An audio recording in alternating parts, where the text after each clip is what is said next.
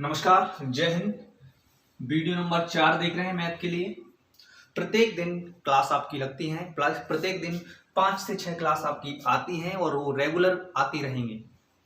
चलिए बात करते हैं हमने पूर्णांक। अब सम संख्या के बारे में जान लेते हैं। बिल्कुल बेसिक सी डेफिनेशन बताऊंगा जिससे कि बच्चे को याद रहे। भाई सम संख्या वो संख्या होगी जिसके लिए देखो ये भी 5 अंक बांट लेता है। 5 अंक कौन कौन से? अब अंकों के बारे में आपको पता है 10 अंक होते हैं, 10 में से 5 इसके पास चले जाते हैं, 5 इसके पास चले जाते हैं। 5 कौन कौन से चले जाते हैं? 0, 2, 4, 6, 8। इनमें से कोई एक अंक लास्ट में दिख जाए, ऐसे ये दिख गया आपको, ये 8 दिख गया। 8 की वजह से सम संख्या हो जाएगी, पहचान लिया। या फिर दूसरा रूल देख सकते हो जिसमें 2 का भाग जाए, आपने बचपन में पढ़ा है। 2 का भाग जिसमें भी जाए वो सम संख्या कहलाएगी। 2 का भाग जिसमें भी जाए वो सम संख्या कहलाएगी। समझ गए? सम संख्या के बारे में 2 का भाग जाए, किसका भाग जाए? 2 का भाग जिसमें भी जाए वो सम संख्या कहलाएगी। अब विषम संख्या के बारे में समझ लो। इसने 5 अंक ले लिए तो भाई है ए भी 5 अंक लेगा, मतलब इसके 5 अंक कौन कौन से चले जाएंगे जो बच रहे हैं वो 1, 3, 5, 7, 9। इनमें से कोई एक अंक लास्ट में दिखाई देता है, लास्ट मतलब इकाई के अंक के रूप में। समझ गए ना? ये इकाई का अंक है। अगर इसमें बात करें इकाई का अंक है, ये दहाई का अंक है, ये सैकड़ा का अंक है। इस बात को भी आप समझिएगा। समझ गए?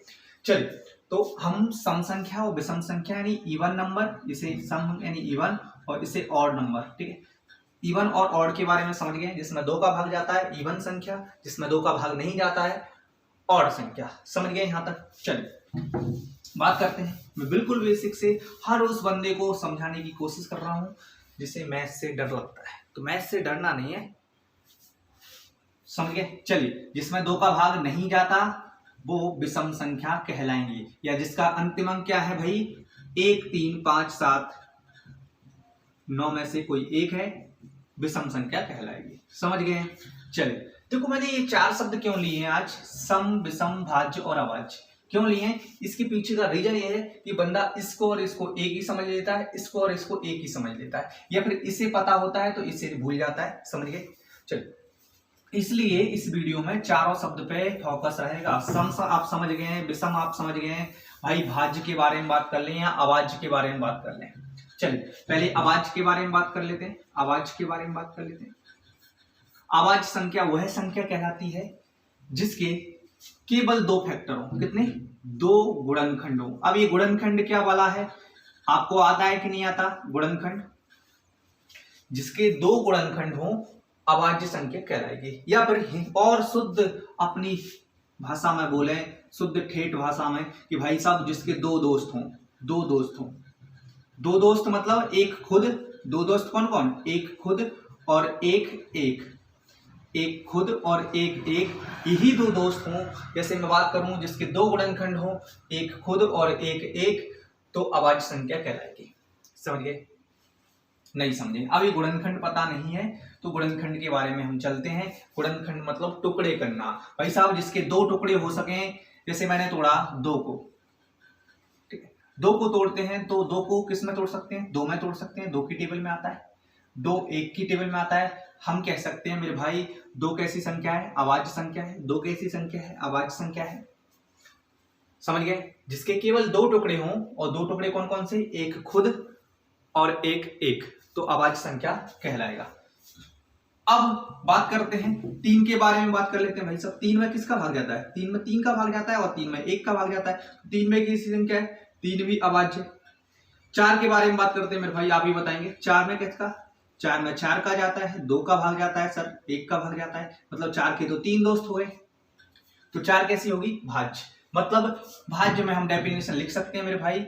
भाज्य की डेफिनेशन ये हो जाएगी कि जिसके 2 से ज्यादा खंड हो, 2 से ज्यादा गुणनखंड हो, 2 प्लस लिख दिया, 2 से ज्यादा गुणनखंड हो। अब गुणनखंड तो आप जानते हैं ना भाई, गुणनखंड मतलब इस तरह से समझ लिए कि 2 से काटा, 2 को 2 से काट सकते हैं और 1 से काट सकते हैं। ये देखिए, ठीक, समझ गए? ये जब भी बात आ जाए गुणनखंड मतलब इस तरह से, 4 को काटा हमने तो 4 को 2 से काटा, 2 बार 2 से काटा, मतलब ये 3 बार नहीं जाना चाहिए, 3 बार नहीं जाना चाहिए, ये इतनी बार ही रह जाए तो हम गुणनखंड मतलब वो अभाज्य संख्या कहलाएगी। समझे? इतना सा ही रह जाए काटने पर कि वो खुद से भाग जाए और 1 से भाग जाए तो अभाज्य संख्या कहलाएगी। अगर खुद से, 1 से और इसके अलावा एक और हो जाए तो वो भाज्य संख्या कहलाएगी। समझ पाए आप बातों को? चलिए, या फिर हम कह सकते हैं जिसके 3 खंड हो, 3 गुणनखंड हो, या 3 से ज्यादा गुणनखंड हो, 3 या 3 से ज्यादा गुणनखंड हो, या फिर 2 प्लस और 3 या 3 से ज्यादा गुणनखंड हो। समझ गए? जिसके 2 टुकड़े किए जाए वो अभाज्य संख्या, जिसके 2 से ज्यादा टुकड़े किए जा सकते हैं वो भाज्य संख्या। समझ गए हमको? चलिए, आप ही मुझे बताएंगे सम विषम सबके बारे में समझ चुके हम। अब इसमें हम स्टार्ट करते हैं क्वेश्चन। ठीक है, अब तक मैंने एक भी क्वेश्चन आपसे नहीं किया था। अब क्वेश्चन हम करेंगे कि सबसे छोटी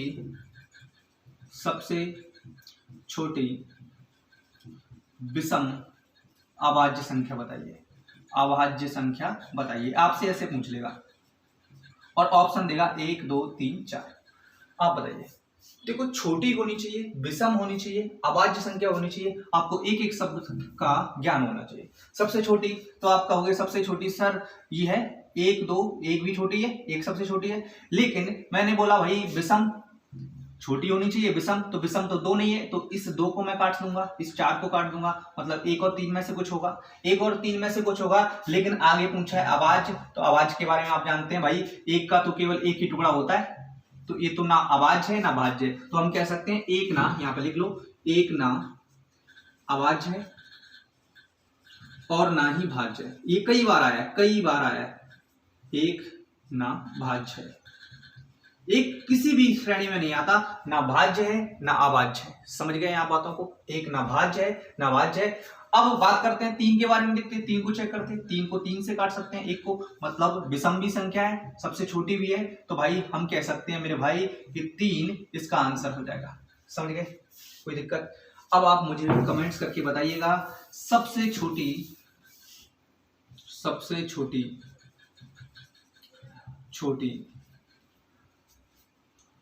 सम अभाज्य संख्या बताइएगा।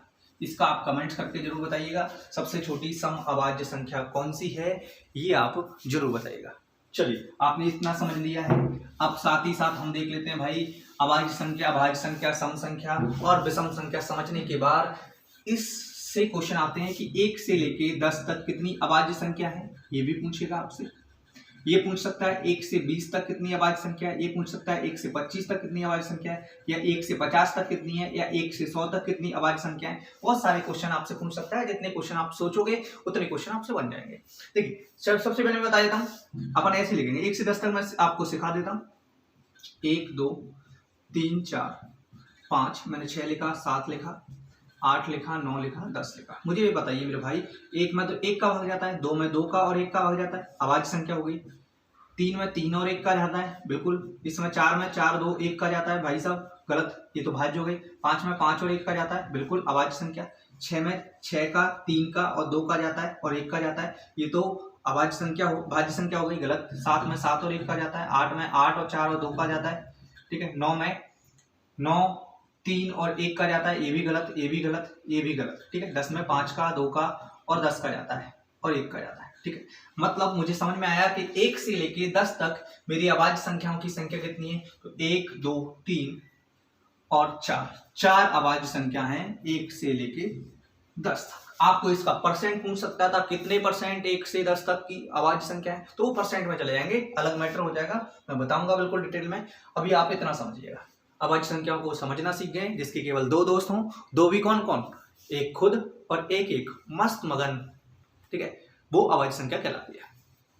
अगर आपसे एक क्वेश्चन पूछ लेता, आपको आते हुए भी गलत कर देंगे कि 1 से लेके 10 तक भाज्य संख्या कितनी है, तो आप मुझे आंसर, कई बच्चे आंसर कर देंगे, कितना आंसर आपने सोच लिया होगा कि 6, लेकिन नहीं मेरे भाई, एक तो किसी में भी नहीं आती ना, तो एक इसका आंसर कितना हो जाएगा 5, ठीक है। कितना हो जाएगा 5, क्योंकि हम 10 में से 4 घटा देंगे, लेकिन साथ में एक और जोड़ेंगे, एक को कुछ किसी में भी काउंट नहीं कर रहे, एक एक्स्ट्रा घटा देंगे, मतलब कितना हो जाएगा मेरे भाई, 10 में से 5 घटेगा तो 5, यानी भाज्य संख्या कितनी है 5, ठीक है। ये भी आप लिख लीजिए, नोट कर लीजिए कि 2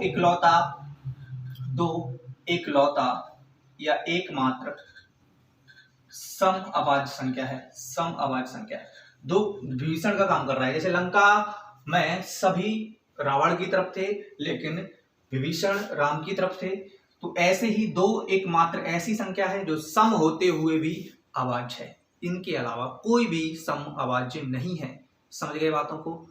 कैसे पहचानेंगे अभाज्य के बारे में, अभाज्य संख्याओं के बारे में कैसे पहचानेंगे? तो इसका बड़ा ही आसान तरीका है, आपको कहीं नहीं मिलेगा। आप YouTube पे सर्च कीजिए या कहीं पे सर्च कीजिए, आपको कहीं नहीं मिलेगा, यहीं पे मिलेगा, केवल यहीं पे। देखिए अभाज्य संख्या कैसे पहचानेंगे। अब मैंने आपको दे दिया 81, तो आपको इसके लिए वर्ग आने चाहिए।